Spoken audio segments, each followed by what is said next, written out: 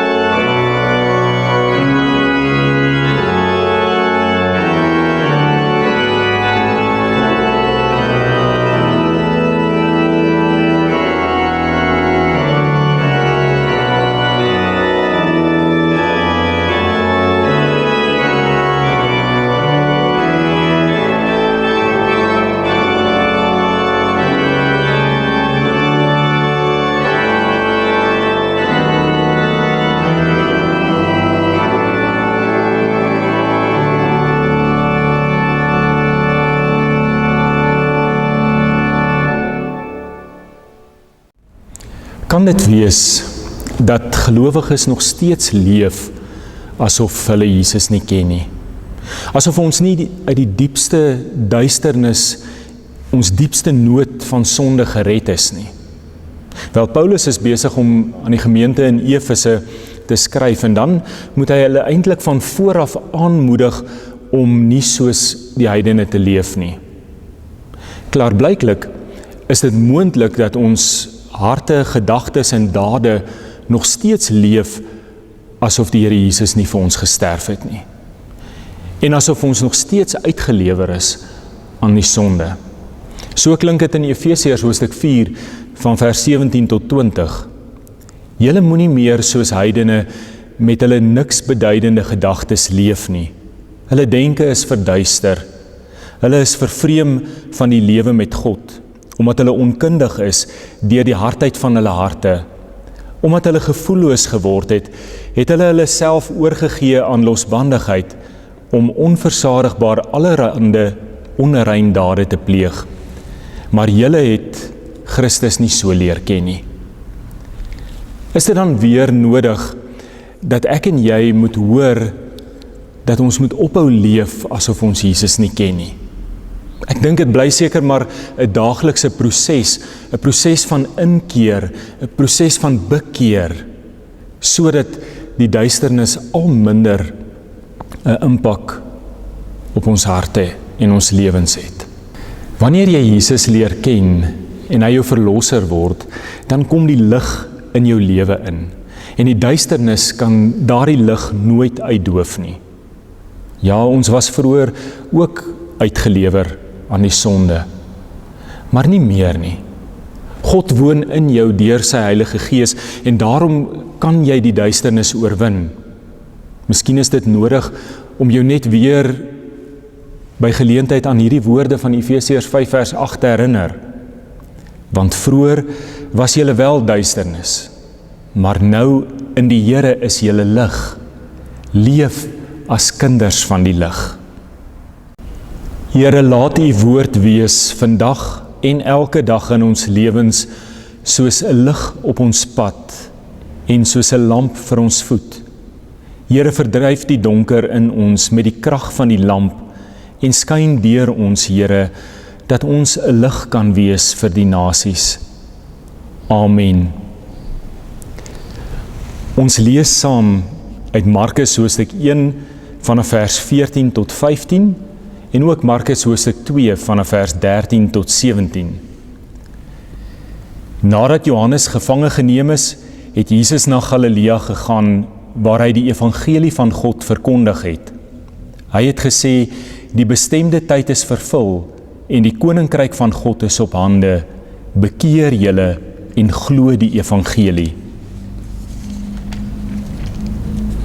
In Markus hoofstuk 2 vers 13, Jesus het weer weggegaan na die see toe. Die hele skare het na hom gekom en hy het hulle geleer. In die verbygaan sien hy Levi, die seun van Alfeus, by die tolhuis sit en sê vir hom, volg my, en hy het opgestaan en hom gevolg. Terwyl Jesus in Levi sy huis aangeleen het vir ete, het baie tollenaars en sondaars saam met hom en sy disippels aangeleen, want daar was baie mense wat hom gevolg het. Toe die skrifkenners onder die fariseërs sien dat hy saam met die sondaars en tollenaars eet, het hulle vir sy disippels gevra, waarom eet hy saam met die tollenaars en sondaars? Toe Jesus dit hoor, sê hy vir hulle, gesonde mense het nie 'n dokter nodig nie, maar wel die siekes. Ek het nie gekom om regverdiges te roep nie, maar sondaars. Ons lees tot sover. Is daar 'n plek waarheen verlore mense kan gaan? Ek lees die verhaal wat homself afgespeel het jare gelede. Die verhaal vertel van 'n vrou wat nie 'n morele goeie lewe gelei het nie.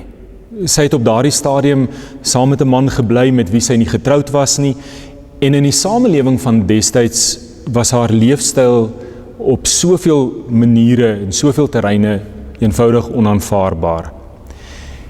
Hierdie vrou het begin om by einkomste van 'n plaaslike gemeente se vroue by te woon.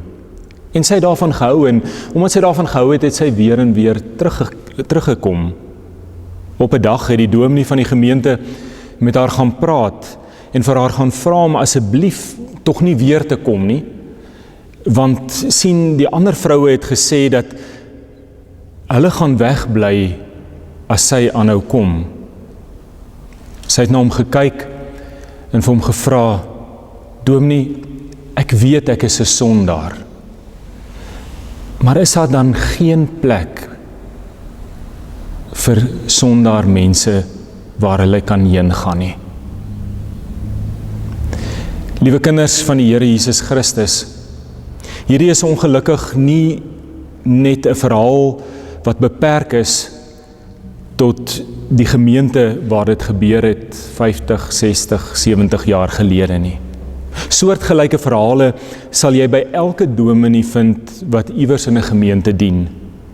Naamlik dat daar mense is wat voel dat daar nie plek in die gemeente is of by gemeenteaktiwiteite is vir mense wat na hulle mening groter sondaars as hulle is nie.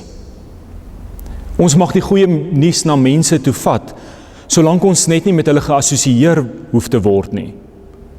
Hou hulle net daar, moet hulle net nie inbring nie. Dit is die verhaal van soveel mense wat op een of ander wyse 'n toedeur by die kerk gekry het. Ons skriflesing sluit aan by Markus 1 vers 15 by Dominee Jan se verduideliking van hierdie woord evangelie en wat dit werklik beteken, soos wat ons in verlede Sondag se erediens gehoor het. En dit is dalk een van die voordele van video-opname eredienste, naamlik dat ons kan teruggaan en weer kan gaan kyk, weer kan gaan luister. Die een kenmerk van die evangelie volgens Markus is juis dat Markus vir ons aan Jesus voorstel as die verlosser van almal wat glo. Die woordjie almal is hier belangrik. Markus vertel met meer klem as die ander evangelies van Jesus se werk ook buite die grense van Israel. En ook hoe hierdie mense dan op hierdie evangelie van Jesus gereageer het. Jesus het gekom om goeie nuus te bring, en daardie goeie nuus, so sê Markus 1 vers 15, moes geglo word. En daardie goeie nuus het dan gemaak dat mense omdraai, wegdraai van hulle verkeerde lewenswyses af. Met ander woorde, bekering. Jesus het begin om hierdie goeie nuus in die sinagoges te bring. Dit was eintlik maar die logiese ruimte wanneer iemand anders wou leer. Want sinagoges was juis bedoel gewees vir lering, dit was die hoofdoel van die sinagoges. Die tempel was daar vir aanbidding en vir offerdiens, maar die sinagoges se doel was lering. Die reël was trouwens dat wanneer daar 10 Jode op 'n plek was, dat daar ook 'n sinagoge moes wees.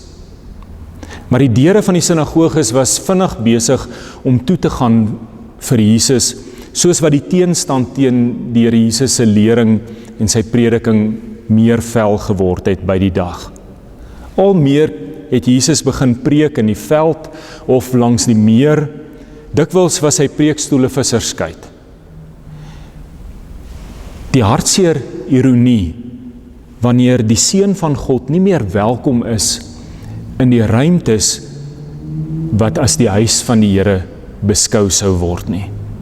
En dit is die waarskuwing vir die kerk van die Here ook vandag, oral en in alle tye.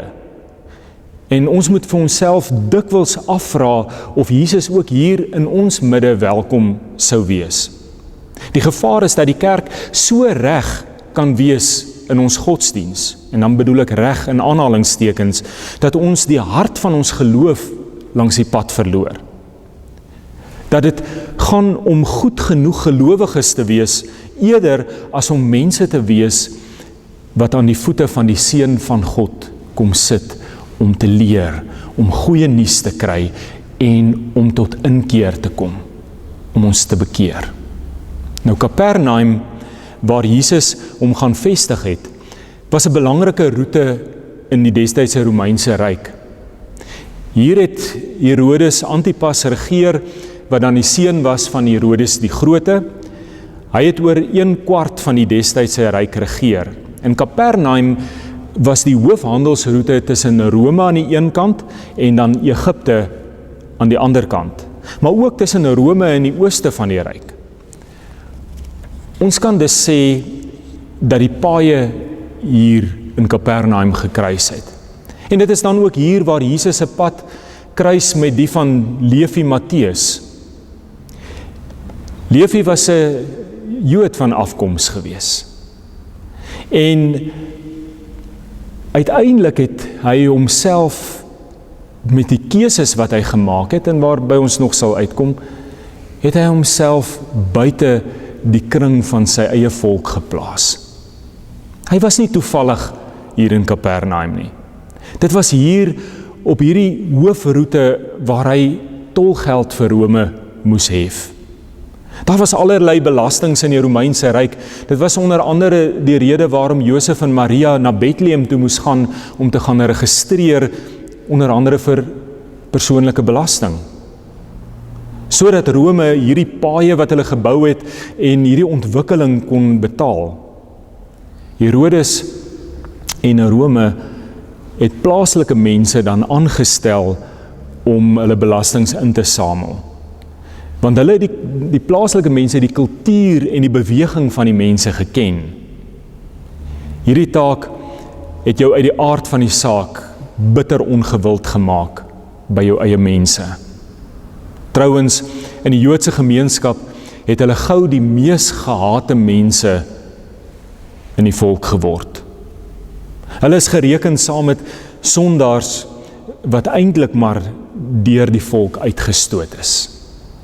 En met reg, want hulle het hulle self verryk uit die belastings wat hulle gehef het. Hulle het meer gehef as dit wat hulle uiteindelik aan Rome moes oorbetaal.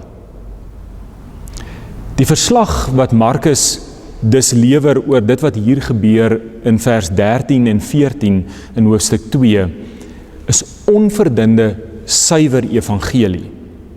Jesus roep iemand om hom te volg vir wie niemand anders wou hê nie. Dit was heel moontlik nie die eerste keer dat Levi Matteus met Jesus te make gekry het nie. Heel moontlik was hy een van die wat van tyd tot tyd op die rand van die skares gestaan en kyk het, gestaan en luister het, wanneer die Here Jesus mense leer. Hier dan in vers 14 sien ons die krag van hierdie evangelie.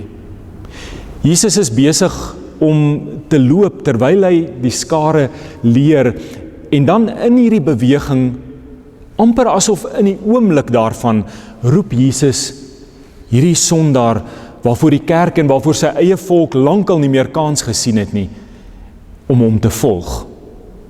En in daardie selfde beweging staan Levi op en hy volg. Maar volg was nie vir hom goedkoop nie. Volg het beteken dat hy eers moes neersit, dat hy eers moes agterlaat, dat hy moes verloor om saam met Jesus te kon gaan. Hy moes 'n lewe agterlaat waarin hy nie kon terugkeer nie. Dink maar aan Petrus en Johannes en Jakobus, hulle was vissers van beroep voor die Here Jesus hulle geroep het. Gaan lees dit gerus weer in Markus 1. Hulle kon weer teruggaan en weer gaan visvang, want die vis was nog altyd daar. Die meer was nog altyd daar. Maar nie Levi nie. Levi moes ook nie net wat hy gedoen het neersit nie. Hy moes ook sy sondige lewenswyse neersit. Hy kon dit nie agter die Here Jesus aandra nie.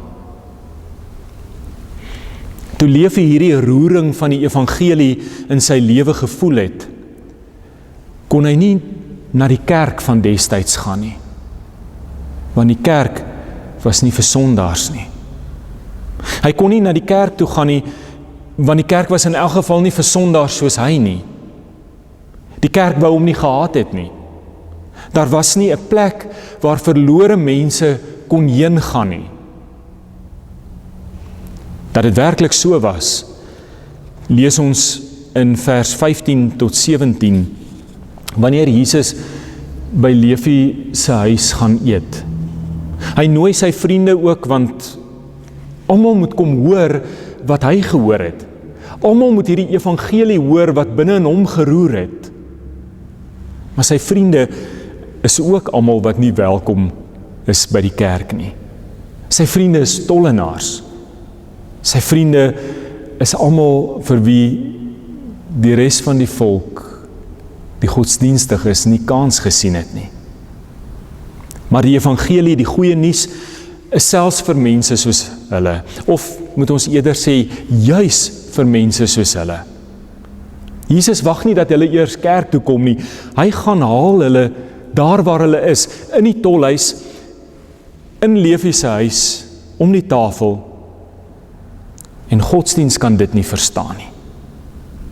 En daarom hierdie fel kritiek, dat Jesus homself assosieer met sondaars. Asof hulle wil sê, hier is ons is baie beter mense, ons het nog altyd alles reg gedoen, ons was dan nog altyd hier, is ons nie genoeg nie? En op 'n manier kan ek nie help om die oudste seun in Jesus se verhaal te hoor oor die verlore seun nie. En dit is waar, hulle was beter mense, hulle het hulle lewens toegewy om die wet na te kom, maar as hulle God geken het, dan sou hulle geweet het, dat God vir hulle en die wêreld lief gehad het. Godsdienst ken God se reëls en dan probeer godsdienst homself in die hemel inleef. Geloof aan die ander kant leer ken God en leer ken genade en juig saam met elkeen wat tot inkeer kom en uit genade gered word.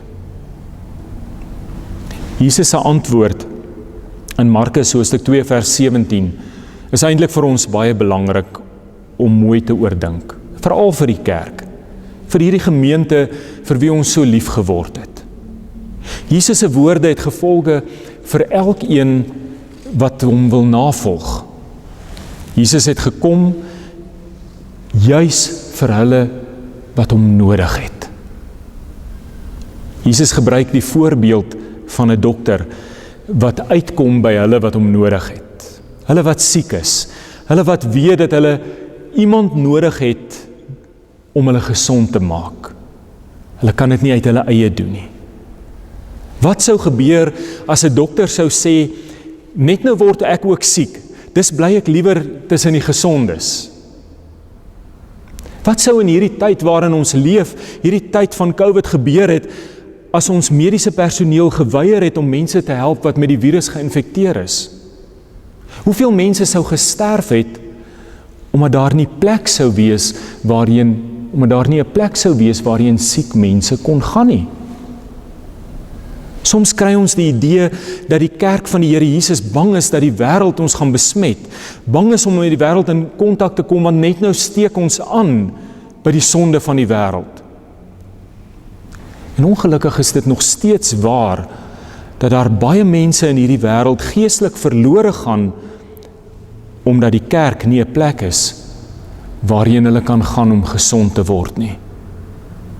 My bekommernis is, dat as siek mense nie na die kerk mag kom nie, broers en susters, dan gaan ons ook nie die dokter in die kerk vind nie. Want hy gaan by die siek mense wees. As die kerk nie 'n plek het vir sondaars nie, dan gaan die verlosser van sondaars ook nie in die kerk gevind word nie. Hy gaan aan die tafel van die sondaars wees, om hulle te red. Liewe kinders van die Here, die grootste fout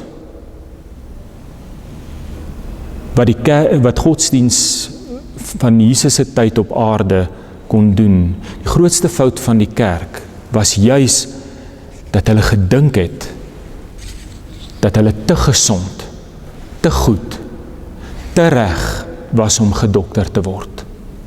Dat hulle nie 'n dokter nodig het nie. Dat hulle te gevind was om gevind te word, om gered te word. Ons moet baie mooi oor kerkwees dink. Veral in hierdie tyd waar die deure van die kerkgebou gesluit is, want die kerk van die Here is nou weer waar jy vandag gaan wees. Die kerk van die Here is nou waar jy môre gaan wees, en elke dag. Is jy 'n plek waarheen verlore mense kan gaan om gevind te word? Weet jy dat jy self die dokter nodig het om verlos te word? Jesus het vir Levi Matteus gevind, en Levi het alles gelos en Jesus gevolg. Al wat hy nie gelos het nie, was sy pen. En danksy die Here se liefde vir hierdie sondaar, het ons dan die evangelie volgens Matteus, die eerste boek in die Nuwe Testament.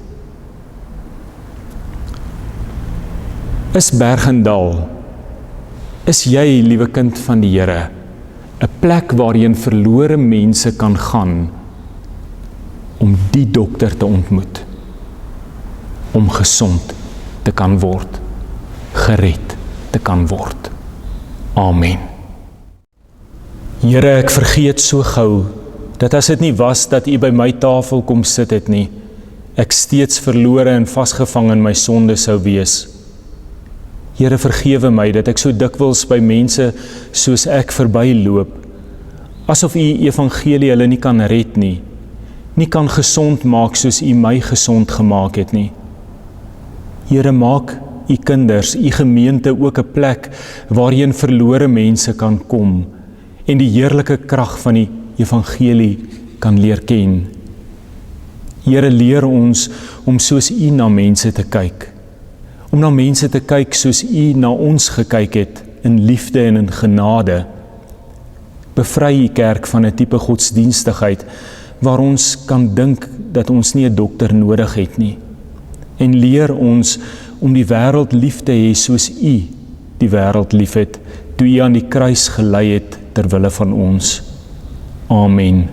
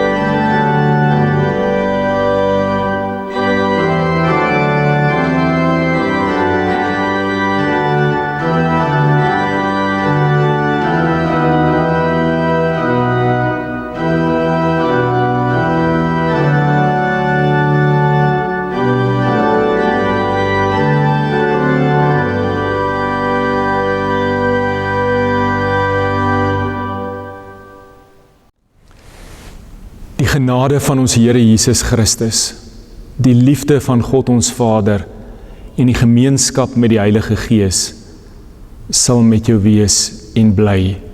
Amen.